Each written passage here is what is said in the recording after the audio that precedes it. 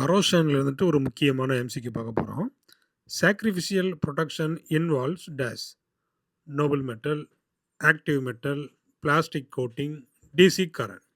அப்ப இந்த sacrificial production அப்படின்னா என்ன அப்படின்னு பார்த்தீங்கன்னா, அது சாக்ரிஃபைஸ் பண்ணி இன்னொன்னு காப்பாத்தும்.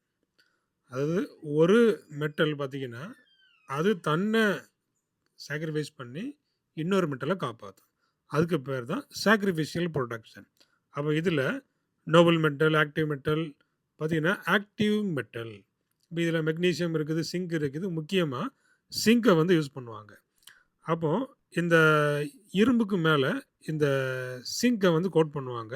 அப்போ சிங்க் என்ன செய்யும் பார்த்தீங்கன்னா, இது வந்து என்ன செய்யும், கரோட் ஆகும். இது வந்து கரைஞ்சி அதுக்கு உள்ள அந்த இரும்பை இது பாதுகாக்கும். ஸோ அதுக்கு பேர் தான் சாக்ரிஃபிஷியல் புரொடக்ஷன்.